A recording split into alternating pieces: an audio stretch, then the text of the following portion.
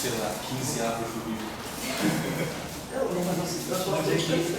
Nossa tarefinha agora, seja, nós temos um campo, ou seja, a gente tem dois campos, temos um campo vetorial, tá? Que a gente vai representar pelas componentes dele, e um campo tensorial, antissimétrico. Um campo D e J, BJ. Então, esses dois campos aí estão formando um sistema, vou considerar a situação estacionária, e vamos colocar as equações de campo desse modo assim. Vou pegar a equação do A aqui, né? Então, vamos pegar lá o tipo. Laciano. Aqui.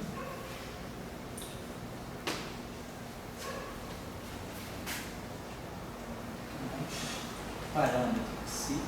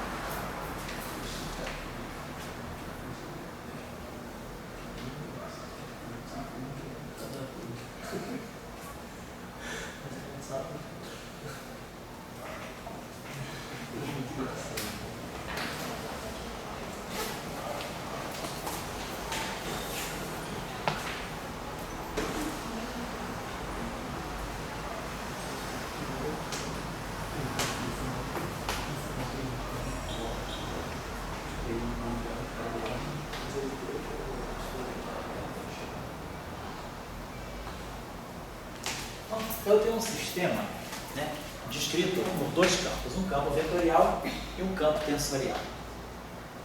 Existe uma fonte do campo vetorial, que é aquela corrente J, e uma fonte do campo tensorial, que é uma corrente tensorial, essa corrente J e K. Esse J J, que é uma corrente assimétrica. É a mesma propriedade que o campo tem, J, igualmente J. E aí eu tenho esse termo aqui, que me liga, me acopla os dois campos. O campo B aparece na equação do campo A, e o campo A aparece na equação do campo B. Vamos colocar assim. Então, esse sistema vai ter funções de Green mistas, né? Porque eu tenho esse índice de campo. Né? Na verdade, uma configuração de campo que gere o B, se ele gera B, ele vai gerar fonte para A. Tá? Então, eu vou ter a função de Green que vai ter uma função de Green que vai misturar, vamos dizer, vai envolver o meu campo A com o meu campo A. Vamos ter função de Green do B com B. E vamos ter função de Green do A com B. Então, o meu sistema vai ter três tipos, né, de funções de Green. Então, a ideia seria que vocês trabalhassem, né, essas funções de Green. Provavelmente, vocês vão cair sempre em situações que vocês têm Laplaciano, mais alguma coisa. Então, o caráter da dependência espaço-temporal das funções de Green vocês vão conhecer. O que vai ser mais interessante aqui vai ser vocês tirarem a parte algébrica da função de Green. Isso que vai ser interessante a gente ver como é que essas relações tensoriais vão ligar as funções de Green. Vão ter fatores, né, nessas funções de Green que vão depender desses tensores, derivadas dos épsilons. Então, é isso que eu queria que vocês mais ou menos desenvolvessem um certo desembaraço, né, para resolver os casos nessas situações especiais.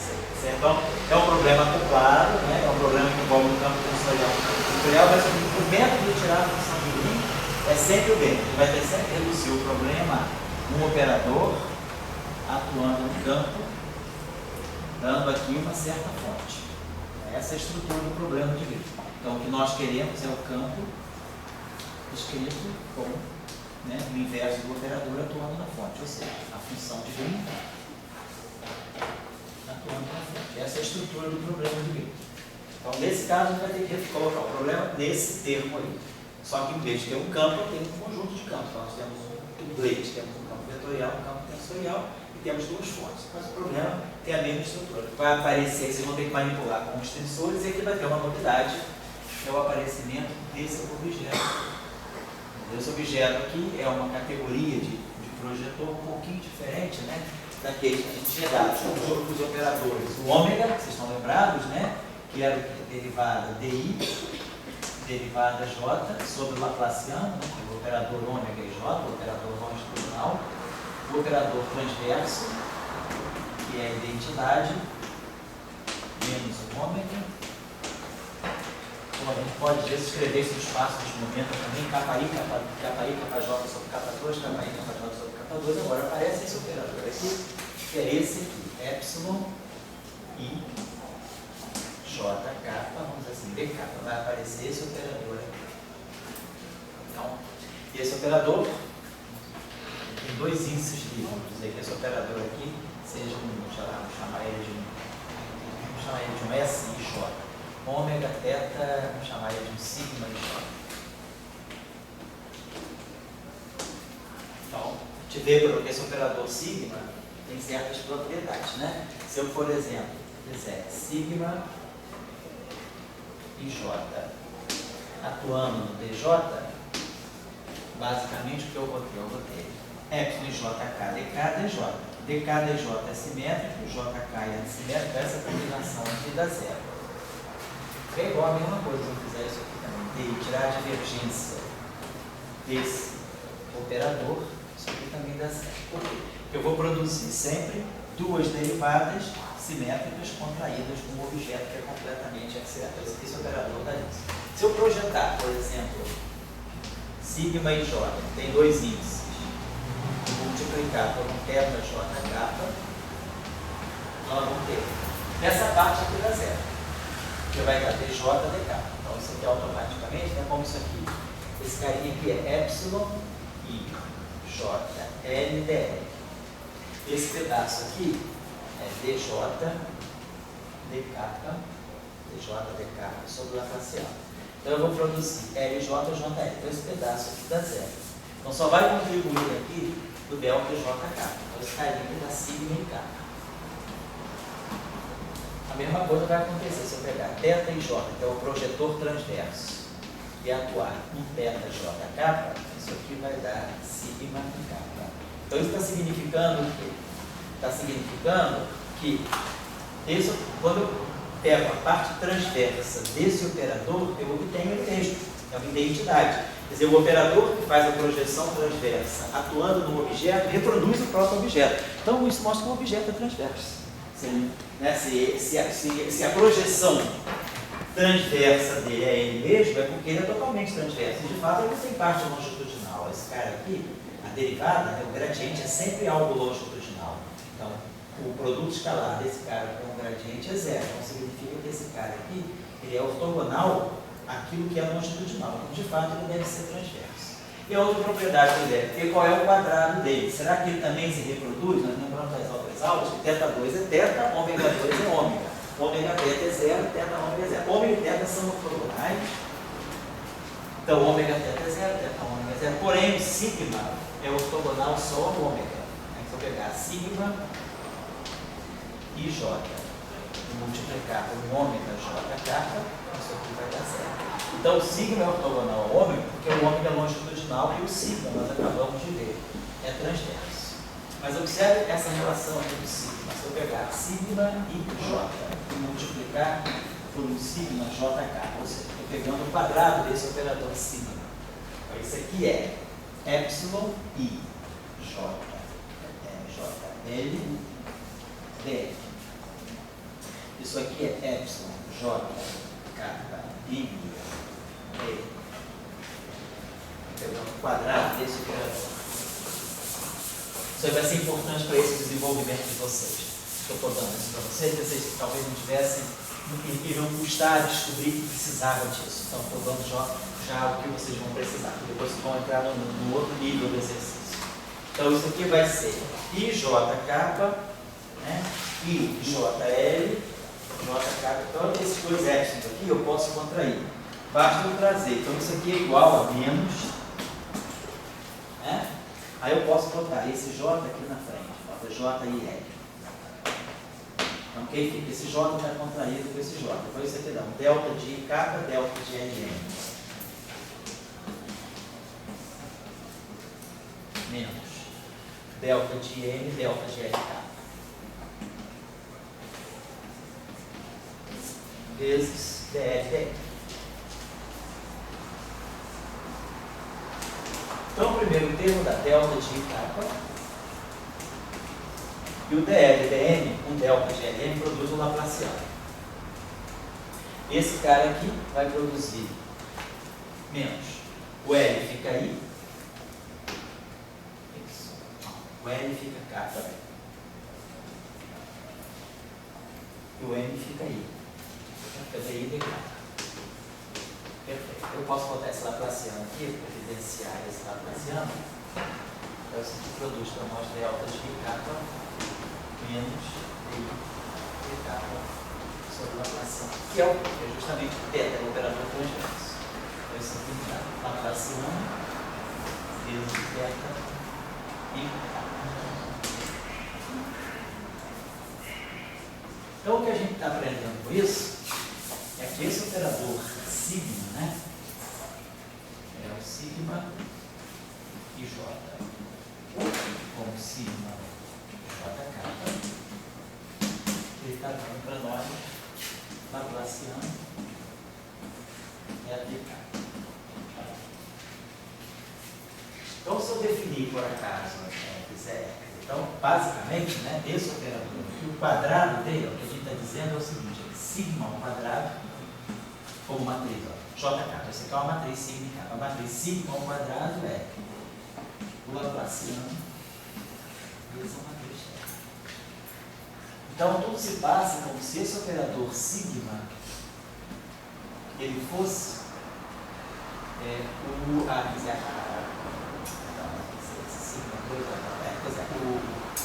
θ, né?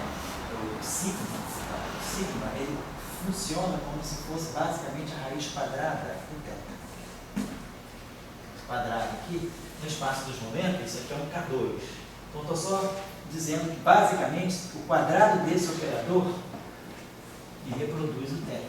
Então, esse operador, a gente conhece uma situação semelhante a isso. Quem é o operador cujo quadrado me dá o laplaciano? É o operador de Dirac. A gente vai aprender isso aqui quando a gente falar sobre a equação de Dirac aqui do curso. Então, basicamente, esse operador aqui, ele está fazendo o papel do operador de Dirac, só que no espaço dos vetores. Ele está atuando, os índices dele são vetoriais, ele está atuando em índices vetoriais. Tá? Então, esse projetor aqui, esse operador, né, que é transverso, ele não é longitudinal, ele é transverso, mas mais do que transverso. Né? O quadrado dele, ele gera o projetor transverso. Então, esse operador está aparecendo aqui. Está aparecendo aqui. Aqui eu tenho, basicamente, o epsilon IJ, KDJ. Isso aqui, a menos de um sinal, é o S e K. E esse cara também, ó. Esse cara, não, esse aqui, não, esse aqui não está aparecendo nesse termo aqui, esse termo sozinho. Então, esse termo aqui, ele está me dando esse operador dentro do ar. Então, o que significa esse termo aqui? Então, vamos ver aqui, qual é o papel desse termo na função de Green. Ele vai ter uma interpretação física bem interessante. Eu queria que vocês atentassem para esse fato. Por exemplo, mesmo na situação, uma situação para vocês contemplarem, depois de tirarem a função de Green completa, terem feito tudo, no final, se a gente contemplar essa situação, μ igual a zero, m igual a zero, são os parâmetros livres. Parâmetros livres que eu tenho aqui, si, alfa, m e mi. Se eu colocar, por exemplo, μ igual a zero, m igual a zero e mesmo alfa igual a zero, o parâmetro si fica sozinho. Vai ficar, claro, a interpretação, vamos limpar, né? Quer dizer, limpa-se, né? O espaço de parâmetros.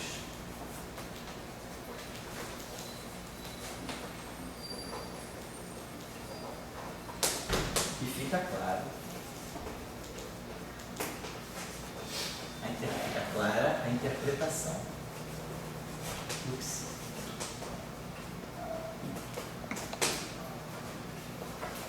O que isso vai fazer com a interação? Quanto isso vai mexer, por exemplo, com o alcance da interação, certo? Então, gostaria que vocês pensassem nessa situação. Então, é uma função de Green agora que está envolvendo o caso disso aí.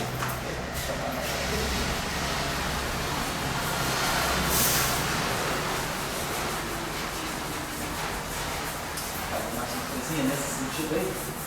Aí depois a gente já está com toda a ferramenta pronta para entrar. Eu não gostaria de pegar essa.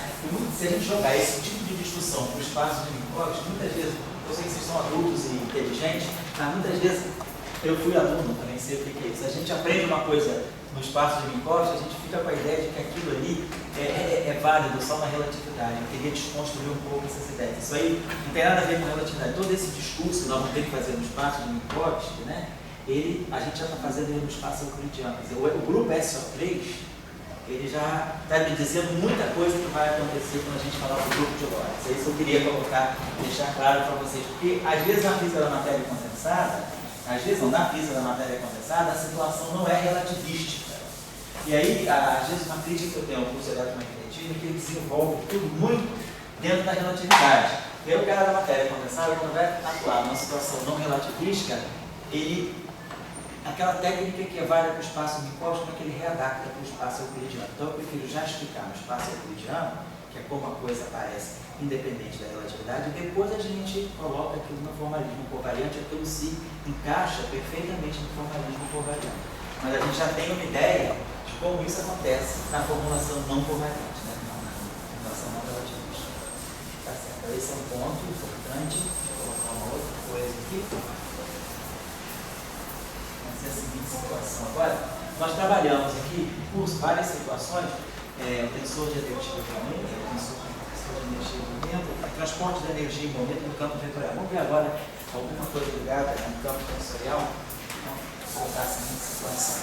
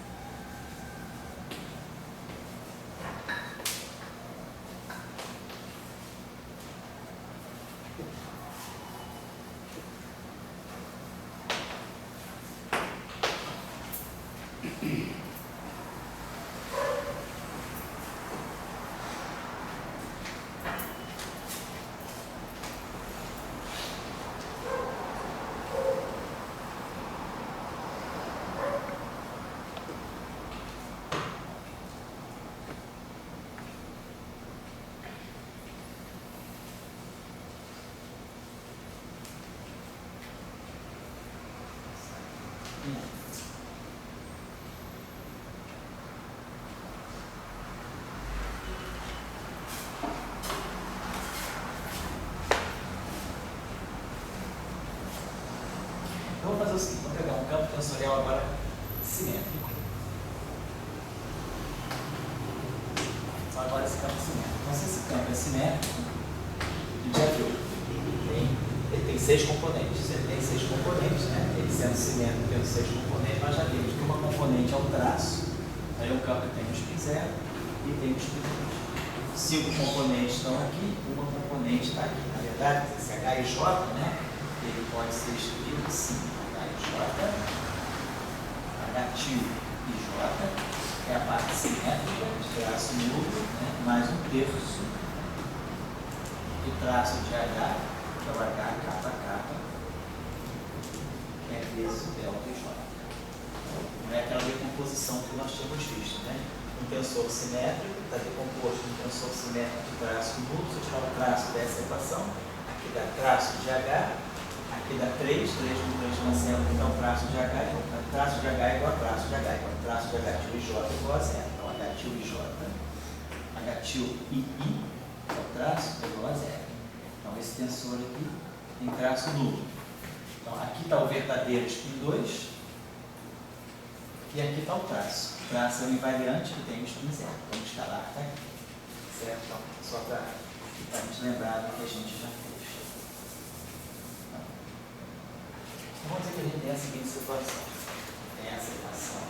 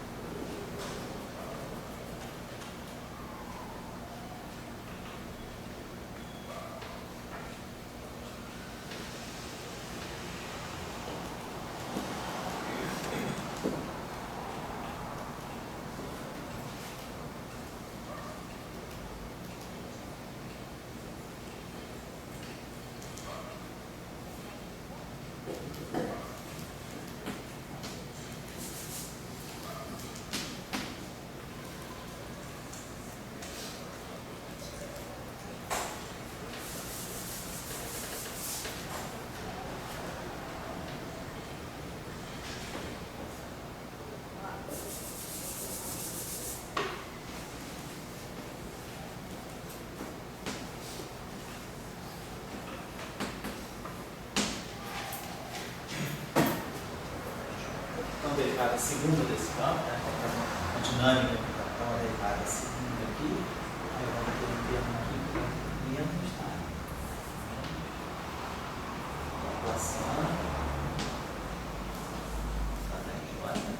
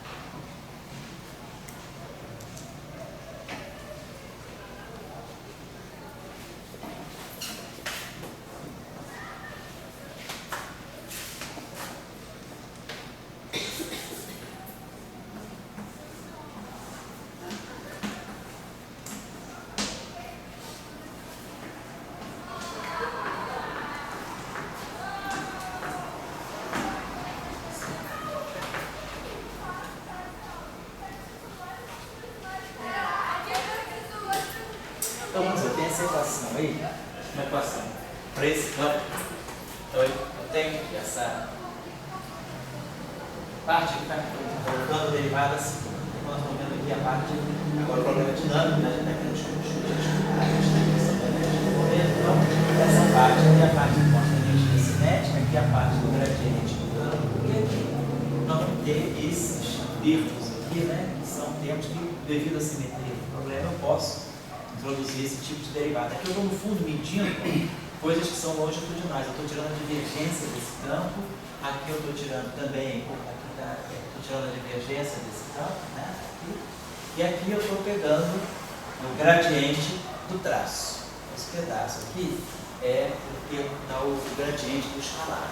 Então, nessa situação aqui, esse campo aqui, em princípio, nessa equação está tudo misturado. Então, eu separei quem é a parte do spin 2, né, de quem é a parte do spin 0. Então, a ideia desse trabalho é vocês desenvolverem, tirarem a descrição. Quem é a densidade da energia desse sistema, a densidade de momento, e relacionar depois a distribuição de energia em momento em função das componentes de spin. Seria interessante a gente aqui, vamos dizer assim,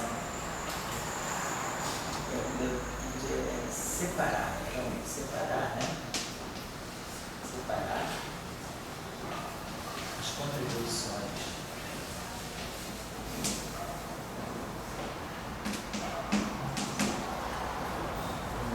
do setor escalar e do setor funcional.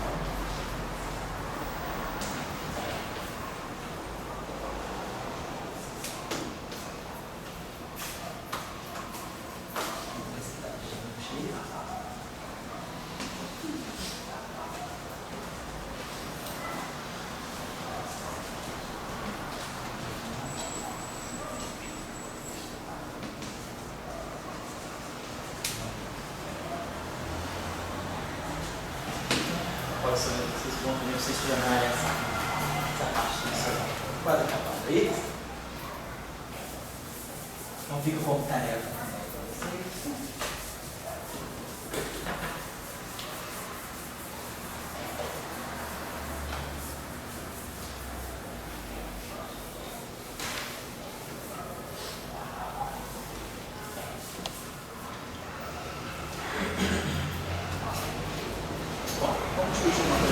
Vai nos levar, depois a gente perceber que o formalismo relativístico não é certos resultados não são muito coincidência, certos resultados já estão embutidos, né, no caráter, em alguma propriedade mais fundamental do campo eletromagnético. Vamos voltar agora. Então a gente passou esse período agora fazendo uma varredura mais geral das funções de Green, não só para o caso eletromagnético, para caso de outras situações, de outros campos, outras possibilidades, até mesmo de tensor. Vamos voltar agora a começar a redirecionar a nossa discussão para o eletromagnetismo. Então, vamos repensar aqui o caso do campo eletromagnético, como nós discutimos, né, independentemente da dimensão do espaço. Se eu estou em N dimensões espaciais em geral, nós vemos que o fenômeno eletromagnético, a maneira mais fundamental de descrevê-lo é através do potencial, dos potenciais, não dos campos, mas dos potenciais. Porque os campos, eles têm caráter tensorial, sobretudo o campo magnético, que depende da dimensão. Então, o campo magnético em 3 dimensões espaciais é um vetor, mas em 2 dimensões espaciais é um escalar, e em 4 dimensões espaciais ele é um tensor, é uma matriz, né, simétrica. Então, os campos eles mudam o caráter dele de acordo com a dimensão, mas os potenciais não. O que é escalar num espaço é escalar em qualquer espaço. O que é vetor num espaço, ele é vetor e ele pode se desdobrar, como a gente fez a redução dimensional, ele pode se desdobrar em outros escalares, em vetores e escalares. Então, com vetores e com escalares, independentemente da dimensão, eu tenho tudo que eu preciso para descrever o meu campo eletromagnético. E vamos pensar o seguinte: o meu campo, tem um sistema eletromagnético, eu não sei se está no vácuo, se não está no vácuo, eu não sei muito claramente qual é a dimensão, qual é a dinâmica desse sistema. Mas nós vamos querer ver, suponhamos que a gente conheça as equações de Maxwell. Nós temos as equações de Maxwell. Então a gente se pergunta, a partir das equações de Maxwell, que informação a gente pode construir para esse sistema de campos, olhando o sistema como um sistema lagrangiano. Quer dizer, a nossa ideia vai ser formular, dar uma formulação lagrangiana para o campo eletromagnético.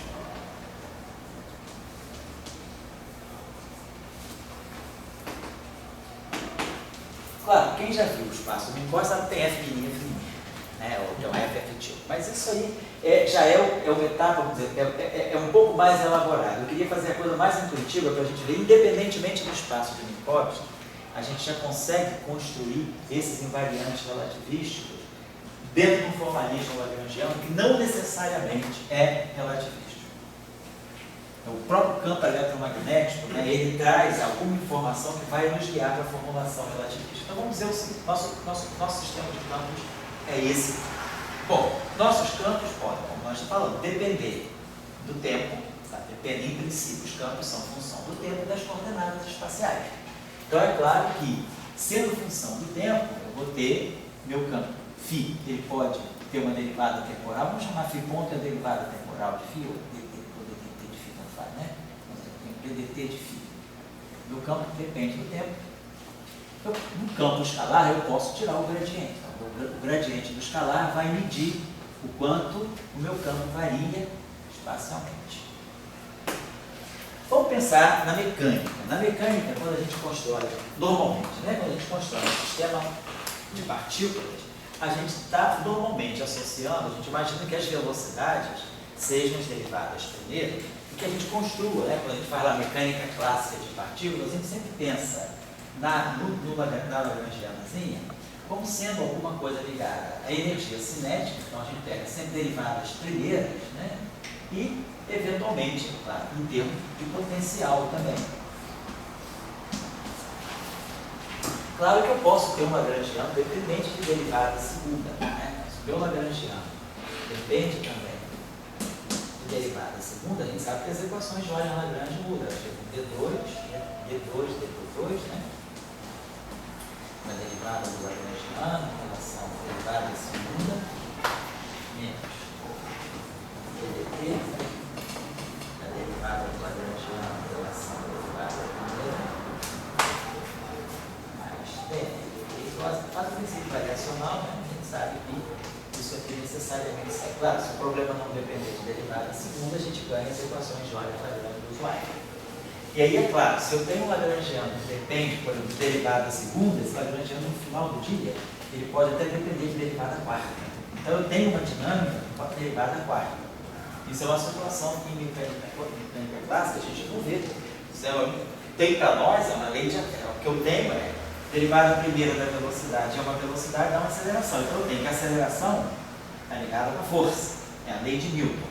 Se eu introduzir no Lagrangiano termos de derivadas superiores à derivada primeira, o Lagrangiano depende não só da velocidade, mas depende da aceleração, a gente está mudando a lei de Newton, porque a gente vai ter alguma coisa que vai me dizer que a derivada segunda da aceleração mais a própria aceleração vai estar ligada ao potencial. Então nós temos uma modificação da lei de Newton, e a gente sabe que isso também é uma situação impensável. Quando a gente fala de aquele fenômeno chamado reação de radiação, Becker reaction, né? Aquele estudo que se faz da força de Abraham Lorentz, é exatamente isso. A gente passa a ter agora uma equação de movimento que não depende mais só da aceleração, mas que depende da derivada da aceleração. Então isso é uma situação, é uma descrição de um sistema que não é um sistema tradicional da mecânica clássica. O Lagrange vai depender da aceleração, o Lagrange depende da velocidade, das velocidades generalizadas e das coordenadas generalizadas. Então vamos levar essa discussão para os nossos campos também. Suponhamos que a gente vai estar lidando com uma situação em que a energia do meu sistema ela vai contabilizar apenas as velocidades, vamos dizer, as velocidades propriamente ditas. O quanto meu campo varia no tempo, quer dizer, é uma medida da velocidade do campo, quanto ele varia no tempo, e uma medida também de quanto ele não é uniforme. Então, isso aqui, né, se meu campo é uniforme, um campo que não tem gradiente, né, ele praticamente é um campo sereno, ele não tem energia. Agora, se meu campo tem gradiente, Então eu sei que o meu campo tem dependência espacial, então isso mostra que esse campo ele não está descrevendo uma situação de energia zero. Então, vamos colocar que eu tenho uma contribuição para a energia que possa vir para determinadas derivadas primeiro. Do meu campo escalar eu só posso tirar o gradiente. Mas se agora eu pego o campo vetorial, a mesma coisa. O meu campo vetorial, o meu potencial vetor, a princípio ele depende do tempo. Agora, de um vetor, eu posso tirar não só a divergência, mas eu posso também tirar o gradiente do vetor, o rotacional do vetor. Então, em princípio, se eu quiser montar uma situação em que eu tenho um sistema elétrico, um campo eletromagnético, eu vou ter todas essas, e também dentro dessa visão de que aquilo que são os graus de liberdade do meu sistema são apenas medidas da derivada primeira, eu não tenha uma dinâmica dependente de derivadas superiores, eu estou o mais próximo possível da mecânica clássica, né? Então, eu vou pensar que aquilo que vai dar origem à energia do meu campo vão ser apenas as medidas de suas derivadas primeiras. Agora, o campo vetorial, a derivada primeira dele pode ser um divergente ou pode ser um rotacional. Então, vamos tentar. E aí a gente sabe também o seguinte, né? Quando a gente está na mecânica de partícula, o nosso problema é unidimensional. Nós temos as coordenadas todas dependentes só do tempo. Então, nós temos o típico termo de velocidade, né, que é ponto de t ao quadrado, tem tipo de potencial, v de t de t. Então, todas as minhas coordenadas dependem só de t. Então, quando a gente faz da Lagrangiana para a ação, a nossa ação é integral no tempo, né, do Lagrangiano. Né, porque ponto de t, t de t, e às vezes o Lagrangiano também pode depender explicitamente do tempo, né, é impossível. Mas a gente está integrando. Agora, eu estou numa situação em que as minhas coordenadas não são mais coordenadas generalizadas que só dependem do tempo. Eu substituí as coordenadas do meu sistema agora, são campos.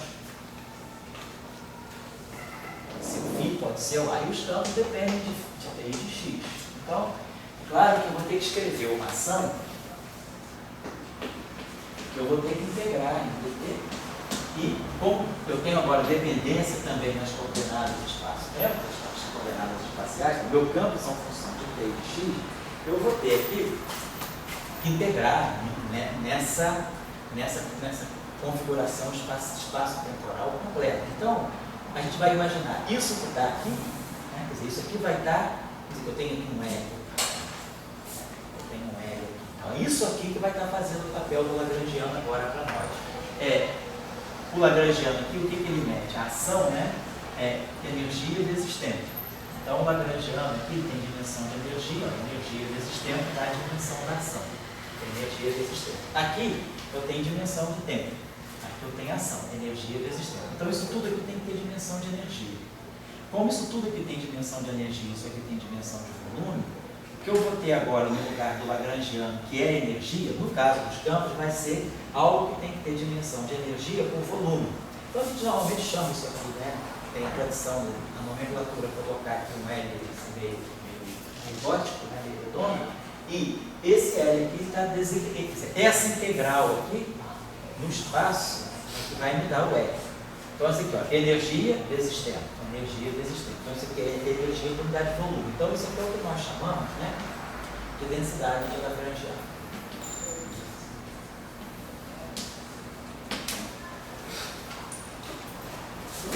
Então, no nosso caso, o que nós vamos ter que escrever para escrever uma ação do campo eletromagnético, basicamente,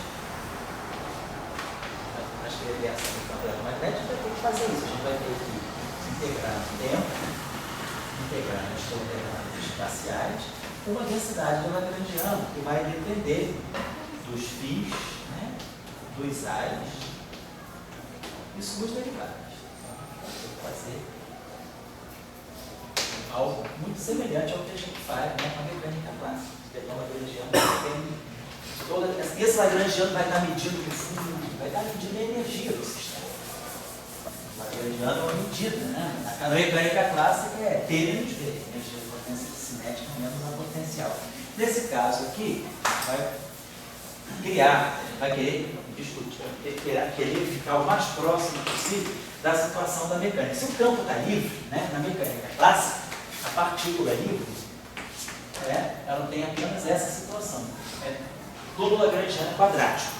Tudo que é quadrático está representando a partícula livre. Se eu introduzir termos de interação, eu já vou estar introduzindo termos aqui que podem ter potências mais altas. Mas esse termo aqui me descreve o movimento que sai daqui, aqui é 2 pontos igual a zero, ou seja, aceleração zero e velocidade constante. Então, o caso de campo de partícula livre é um lagrangiano que só depende das derivadas. Então, se nós quisermos falar radiação eletromagnética está livre, eu deveria escrever a densidade de Lagrangiano que vai conter apenas as derivadas ao quadrado, né? Em termos de derivada ao quadrado dos meus campos. O que eu tenho? Né? Qual foi a lista que nós fizemos? Quais são os candidatos assim, aquilo que seria a velocidade do campo, que substituiria a velocidade no caso do campo? As derivadas temporais e a derivada temporal do campo e o gradiente do campo escalar. Depois, no caso do campo vetorial, é a mesma coisa. Derivada do campo vetorial,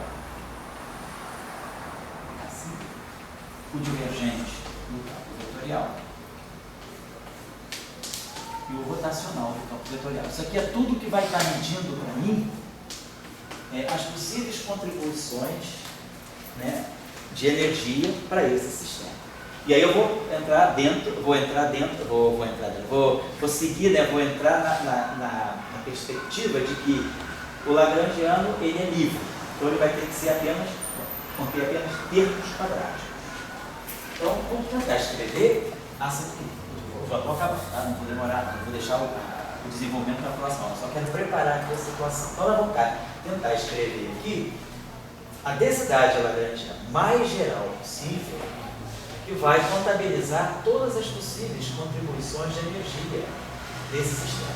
Então, é claro, a primeira coisa mais óbvia que eu posso colocar, vou colocar parâmetros aqui que depois nós vamos ajustar para ver o significado. Parâmetro alfa, claro, eu posso pegar aqui a derivada temporal do meu campo φ ao quadrado. Então, isso aqui está fazendo o papel da velocidade do campo φ ao quadrado. A variação desse campo do tempo ao quadrado é uma espécie que está medindo a energia, de quanto esse campo ele oscila no tempo. Então, é uma contribuição para a energia.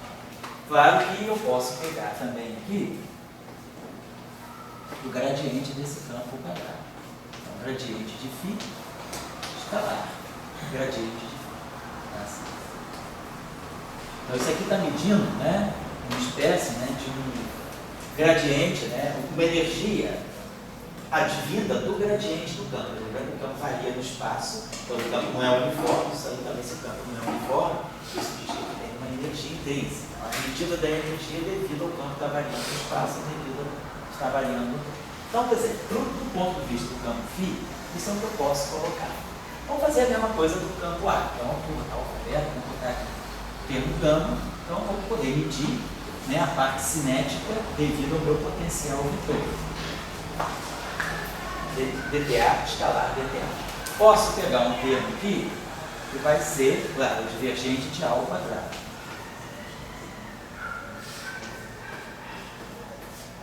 Posso pegar um termo aqui, alfa, beta, gama, delta. Delta é perigoso, porque eu vou ter que fazer variação em relação aos campos. Vamos tirar essa coisa delta aqui, vamos chamar isso aqui de um gama tio. Então, alfa, beta, gama, aí agora é gama tio. E vamos colocar aqui um parâmetro gama 2 tio, também, para não estar carregando muitas rotacional de A. Ao quadrado, rotacional de A, escalar rotacional de A. Claro, isso não é tudo, isso aí são só as partes diagonais. A energia cinética só do campo φ, a energia cinética só do campo A. Mas agora eu posso ter um mix de A com φ. Nada me impede de eu ter termos de energia. O que é importante é que seja quadrático. Quem descreve o meu campo eletromagnético é o conjunto φA. Então a coisa tem que ser quadrática em φA. Não precisa ser quadrática só em φ e quadrática só em A. Quem descreve o campo eletromagnético é o conjunto φA. Então eu posso ter algo que seja quadrático em φA, ou seja, fora da diagonal, uma contribuição em φ e uma contribuição em A, formando algo quadrático. Vamos pegar agora outra alfa, beta, gama, delta, vamos pegar agora a letrinha símbolos latinos aqui. Ah, por exemplo, eu posso misturar o DDT do φ, que é um escalar, por exemplo, a divergência do ar. Poderia ter algo, vamos dizer, algo desse tipo assim, né? Vamos pegar. Então, nós já fizemos os termos diagonal. Esse é o quadrado e cada um é o quadrado. Agora a gente pode começar a misturar. Vamos pegar agora. Esse cara aqui, eu não posso misturar com esse, porque isso aqui é um escalar, isso aqui é um vetor. Se eu multiplicar um escalar por um vetor, eu não vou ter uma grandeza que possa ser energia. Energia, nessa descrição, é um escalar. Ele não é uma grandeza vetorial. Então, se eu multiplicar isso por isso, é quadrático. Mas sobra um vetor. Não tem como casar um escalar com um vetor e formar um escalar. Então, esse termo está excluído. Mas agora, esse termo é um escalar. Esse termo é um escalar. Então, eu posso ter uma energia cinética, uma energia que seja a mistura da dependência espacial de φ, da dependência temporal de φ, com a dependência espacial do ar. Posso pegar um termo desse tipo. Então, fazer agora os cruzamentos. Esse termo não pode, esse termo pode. Esse termo não pode. O rotacional de ar é um vetor.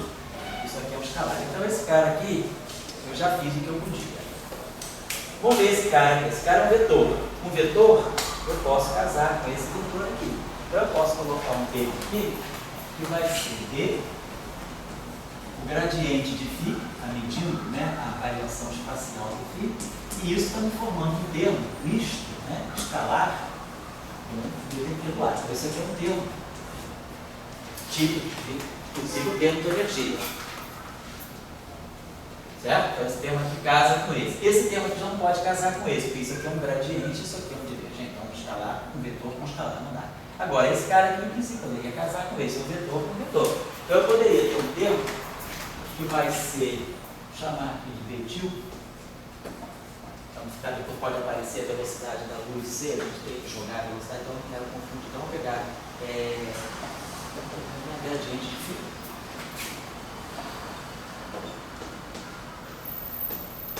Escalar. Rotacional. Estou tentando construir o lagrangiano mais geral possível e ver o que ele pode me dar. Vou ver que uma situação muito particular são as equações de Maxwell. As equações de Maxwell vão sair daí, mas vai sair mais coisas. O que a gente joga fora? Por que a gente só aproveita daí as equações de Maxwell? Vou discutir isso. Então, eu estou tentando. Isso é um problema geral, não precisa ser só porque não aparece magnética. Eu tenho um sistema de campo. Eu vou construir o lagrangiano mais geral possível. E aí, daí eu vou tirar a dinâmica do meu sistema.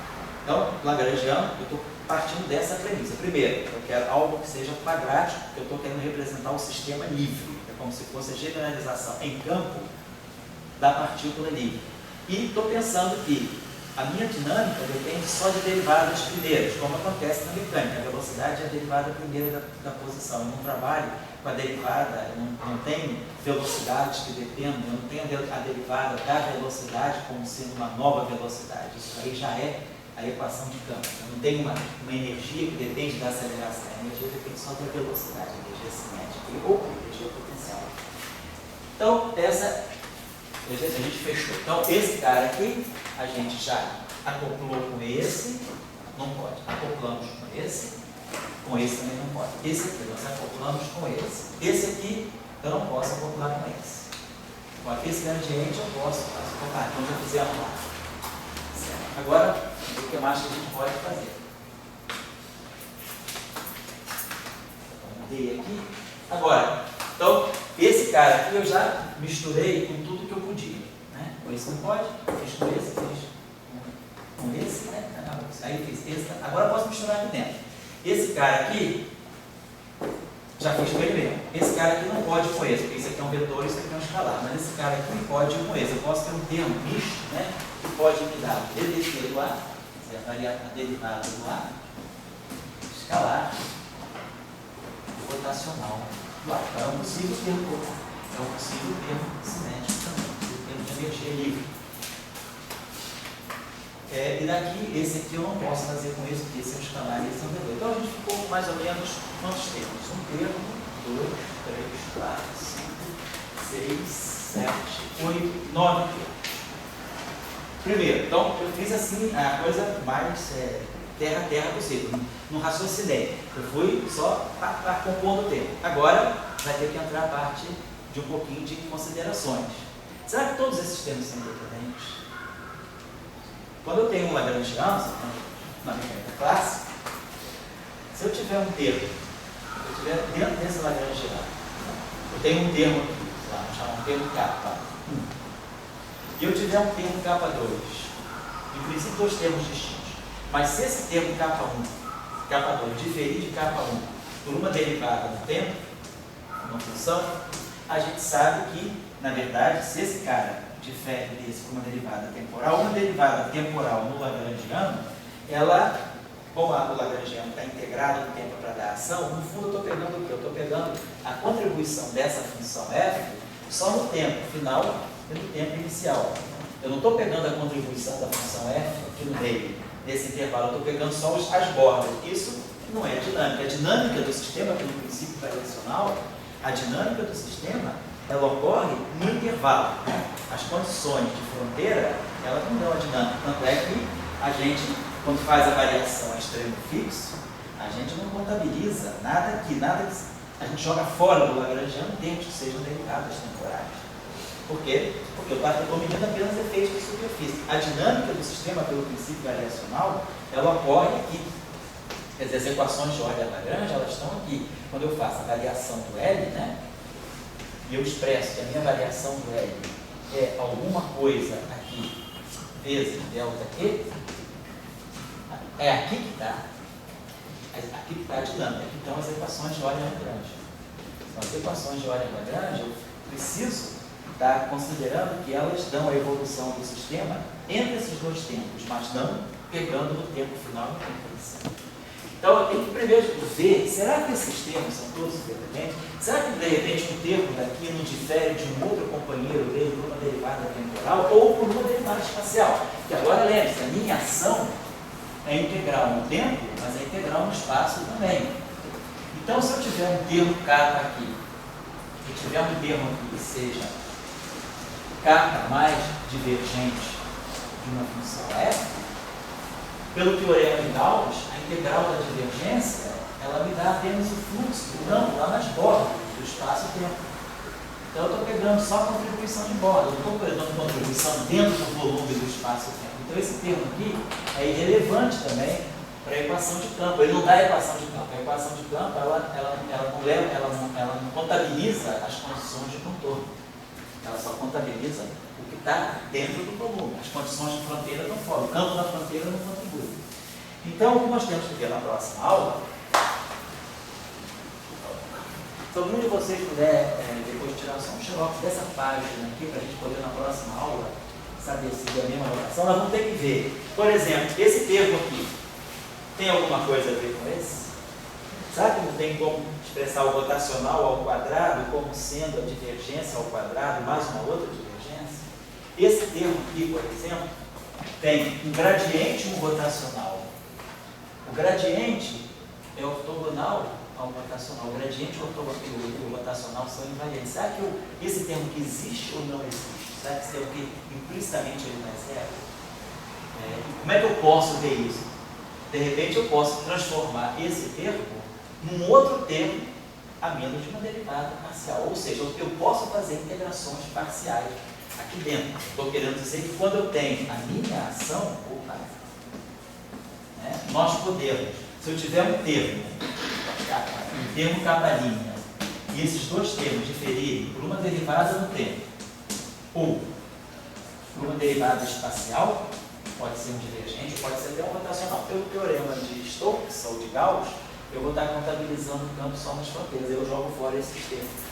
Então, a primeira parte da análise que nós vamos fazer é saber se todos esses termos são realmente independentes. E depois, se todos esses termos são independentes, a gente vai ter reduzido o espaço de parâmetros e a gente vai poder tirar, pelo princípio variacional, quem são as equações de campo desse sistema. E aí a gente vai ver as equações de Maxwell saindo daí. Agora, as equações de Maxwell vai sair de uma situação particular. A gente vai ver que esse sistema ele contém mais coisas do que as equações de Maxwell. Então, o que eu estou querendo dizer para vocês é que as equações de Maxwell são uma fração muito restrita daquilo que é, na verdade, o campo eletromagnético. O campo eletromagnético, verdade, é um potencial escalar e é um potencial vetor que tem uma relação, né, entre si, uma relação de transformação mútua entre si depois pela relatividade. Aqui eu estou fora da relatividade, eu não sei fazer uma transformação de Lorentz e misturifico um átomo. Mas eu só querendo dizer que a essência da dinâmica que mistura um campo escalar com um campo vetorial, na mesma, eu preciso dos dois para descrever o mesmo sistema, isso aí já tem todo o germe daquilo que é a interação eletromagnética. A gente vai ver que, no caso particular, esse sistema aqui vai ser relativista. Em outras situações, esse sistema não vai ser relativista. Então a gente vai poder estudar várias situações. E claro, o que eu quero no final de tudo, se eu quero realmente o eletromagnetismo, eu quero as equações de massa. E aí nós vamos ver que ajustando esses parâmetros, dependendo dos valores de alfa, beta, gama til, gama 2til, etc., a gente ganha ou não as equações de massa. Esses parâmetros vão poder depender da velocidade da luz, do μ0, do ε0, então eu vou poder usar grandezas físicas para organizar esses parâmetros aqui de tal maneira que essa dinâmica possa conter as equações de massa. É claro, a estratégia que a gente está fazendo, eu não gostaria de chegar aqui e declarar, bom, na fórmula relativista, F milha, devia, mínimo, devia, F milha, tá, bota lá. A gente tem muito mais coisa por trás disso. Então a gente vai fazer uma situação que ensine para nós outros casos. E se o campo não for um campo eletromagnético? Então, a tarefa que eu vou deixar para vocês, inspirada nisso, é essa aqui. Suponhamos que agora, ao invés de ter um campo escalar e um campo vetorial, eu tenha dois campos vetoriais. Eu tenho um campo vetorial A e tenho um campo vetorial W. E aí eu quero que a partir, aí claro, eles dependem do tempo, cada um é um campo vetorial. Então tem derivada, tem gradiente, tem rotacional. Gostaria que vocês construíssem, né, dentro dessa mesma visão de que eu quero construir um lagrangiano que seja quadrático. Sistema livre. Eu quero construir um lagrangiano do sistema livre. Quero que esse lagrangiano dependa apenas das derivadas primeiras dos campos. Então, derivada de campo. Só das derivadas primeiras dos campos. Tá? E construindo o sistema mais geral possível, né? Construindo o lagrangiano mais geral possível e selecionando os termos independentes. Nós vamos fazer isso aqui no caso eletromagnético, mas quem já quiser pensar sozinho, né, já pode pensar nesse caso aqui. Como é que a gente vai fazer? E aí a gente vai tirar daí as equações de campo. E aí vai se perguntar, o que esse sistema vai descrever? O que um sistema de dois campos vetoriais vai descrever? Será que ele pode descrever alguma situação particular do campo eletromagnético? Ou ele realmente vai descrever uma outra física? Vamos ver isso, certo? Então, queria que vocês ganhassem esse tipo de desembaraço para vocês mexerem no campo, tá? Não pegar as fórmulas prontas, né? O campo vetorial é isso, o campo escalar vai embora. Tem muito mais coisa além dessas fórmulas padrão que a gente encontra nos livros. Eu queria que vocês aprendessem a domesticar um pouco esse tipo de tratamento. Pegar o campo e fazer dele o que você quer. É isso que é a situação real. A gente tem que modelar, né? A gente não é um escravo da natureza. A natureza é a nossa escrava. Eu faço com a natureza que eu quero. Faz a física que a gente quer, né? Botando ou modelando. Agora, se depois isso aí tem realidade física ou não, algum acelerador vai dizer, ou algum experimento astrofísico vai dizer. Mas eu não estou esperando primeiro acontecer a experiência para depois eu fazer física. Eu estou fazendo física antes da experiência. Então, o que eu posso fazer? Tudo que eu posso fazer por um campo, eu vou fazer. E aí o que sai daí pode ser física ou pode ser trash. Aí a gente vai ver depois por algum caminho, se é física boa ou se é trash. Não importa. Mas eu tenho que saber extrair do campo tudo aquilo que eu puder. Tá? O campo a meu favor. É o meu escravo. Ele vai fazer o que eu quero e daí depois eu vou dizer se ele fez uma tarefa boa ou não.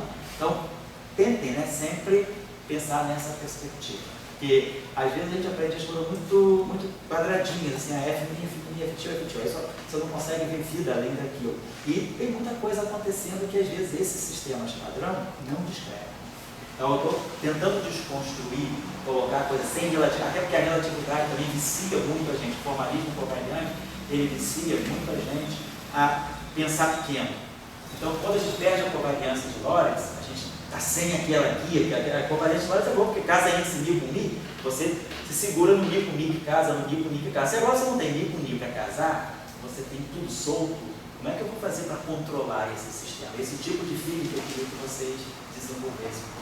Tá? Depois a gente vai botar tudo no mini, lá no final, quando a gente já tiver domesticado a fera, tudo fica no mini, tudo bem. Mas se a gente só aprende direto no mini, eu perco esse lado, né, meio fera que o campo tem, e eu não consigo ver tudo que o campo pode me dar. Eu já pego um campo muito enxuto, né, eu já pego uma situação muito restrita. A gente quer evitar isso, a gente quer pegar o campo naquilo que ele pode dar de mais pleno para a gente, e depois a gente estuda situações especiais. Certo? Essa que é a filosofia que a gente vai desenvolver aqui. Beleza, então, semana que vem, em função de todas essas questões de telhado, não sei se vai ter BPF na quarta ou não. Se o seu BPF estiver aberto, não custa nada de aula. Mas eu mesmo faço questão de ninguém está correndo atrás do programa, que a gente pode fazer uma aula de reposição se vocês forem viajar ontem na quarta na calma, não tem problema. A gente pode fazer uma aula de reposição na outra semana, porque sábado que vem eu estou ocupado, eu vou poder fazer reposição. Mas aí na outra semana eu poderia fazer 2 aulas, né? Certo? Aí fica a critério que a gente vai ver como é que a turma vai evoluir. Domingo eu passo um e-mail, se Deus quiser, para